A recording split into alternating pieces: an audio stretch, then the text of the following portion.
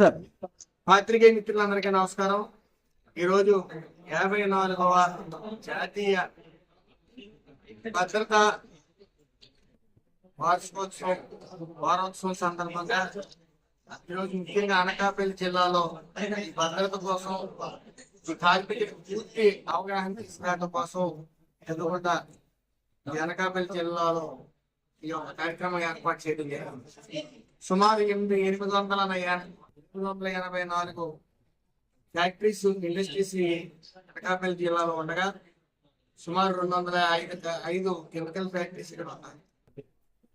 ఈ హజార్డీస్ ఫ్యాక్టరీస్, ఈ chemical factories లో నిరంతరం మనం చూసాం. ఈ 9 నెలల్లో 43 మంది చనిపోవడం ముఖ్యంగా గత ప్రభుత్వం అలసత్వం వల్ల కార్మికుడు ఒక భద్రత గాని అతని ఆరోగ్య విషయంలో గాని ఏ విధమైన చిత్తశుద్ధి లేకపోవటం వల్ల ఈ రోజు ఈ కార్మికుడిని చిన్న చూపు చూడటం వల్ల గత ప్రభుత్వం ఈ రోజు అస్తవ్యస్తంగా మారిన వైనం. మరి రాష్ట్రంలో తొలిసారిగా ఈ యొక్క కార్యక్రమాన్ని ఈరోజు నిర్వహించిన JNPCMA, MASRM అండ్ SOH వారి ఆధ్వర్యంలో ఈ యొక్క కార్యక్రమం జరుపుకోవడం జరుగుతుంది. దీని లక్ష్యం ఒకటే, సేఫ్టీ కిట్ అనేది ఖచ్చితంగా ప్రతి కార్మికుడు వాడాలి. అతని కోసం అతని కుటుంబం వేచి ఉంది. అదే కాకుండా ఈ యొక్క ఇండస్ట్రీస్ లోకి ఒక కార్మికుడు అడుగు పెడతా ఉన్నాడంటే అతని ప్రాణాన్ని యాజమాన్యం చేతిలో పెట్టి అతను అడుగు పెడతా ఉన్నాడు. మరి మొన్న ఎస్ఎన్సీలో జరిగిన సంఘటన ఏదైతే ఉందో, ముఖ్యమంత్రి నారా చంద్రబాబు నాయుడు గారు ఎస్ఎన్సీ కమిటీకి రావటం, ఎన్ఎస్టీకి రావటం, వసుధా మిశ్రా అనే కమిటీని ఏర్పాటు చేయటం, ఆ నివేదిక పై వారంలో ఇవ్వనుంది.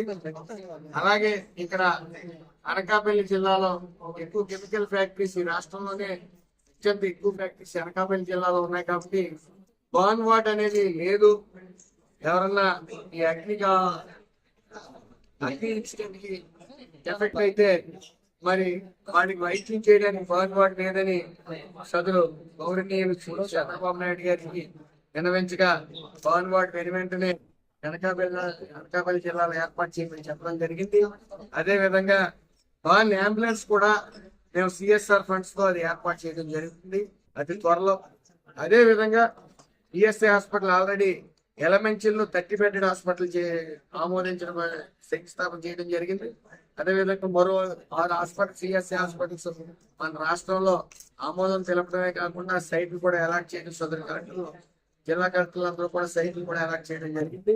అలాగే తిరుపతి 50 బెడెడ్ నుంచి 100 బెడెడ్ హాస్పిటల్స్ కూడా హాస్పిటల్ గా ఆమోదించడం, మరి దానికి సరిపడగా పరికరాలన్నీ కూడా ఏర్పాటు చేయడం. ఎక్కడా కూడా నిర్లక్ష్యం అనేది ఈ NDA కూటమిలో, ఈ కార్మిక శాఖలో కార్మికుల ఆరోగ్యం పట్ల కానీ భద్రత పట్ల కానీ నెగ్లిజెన్స్ అనేది ఉండదు. అలాగే అక్కడ నెగ్లిజెన్స్ గత రాజమండ్రిలో ESI హాస్పిటల్లో నవంబర్ 10న కార్మికులు ధర్నా చేసినప్పటికీ ఆ నెగ్లిజెన్స్ అక్కడ ఉందనే అక్కడికి ఇన్స్పెక్షన్ కి వెళ్ళటం, మరి అక్కడ నెగ్లిజెన్స్ కనపడటం వల్ల 5 డాక్టర్లు సిబ్బందిని కూడా సస్పెండ్ చేయడం జరిగింది. అదే విధంగా రాష్ట్రంలో ఉన్న 4 ESI హాస్పిటల్స్ కూడా తనిఖీ చేయడం జరిగింది. అలాగే ఎక్కడా కూడా అశ్రద్ధ వహించాం. కార్మికుడు ఖచ్చితంగా ఏదైతే సేఫ్టీ కిట్ ఉందో అది వాడవలసిందే. దానికోసం అవేర్నెస్ తీసుకురావడం కోసం చిన్నపిల్లలకి కొన్ని SI కాంపిటీషన్స్ లాంటివి పెట్టడం.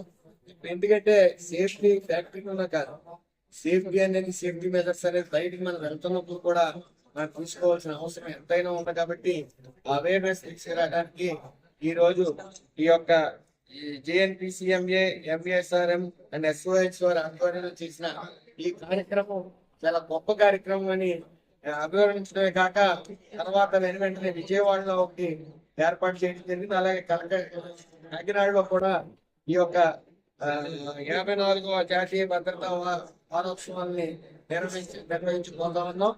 అలాగే మా యొక్క NDA కూటమి లక్ష్యం ఒకటే, కార్మికుల భద్రత, కార్మికుల ఆరోగ్యం. మేము పనిచేస్తాం, ఎక్కడ నెగ్లిజెన్స్ ఉన్నా సరే రక్షించడానికి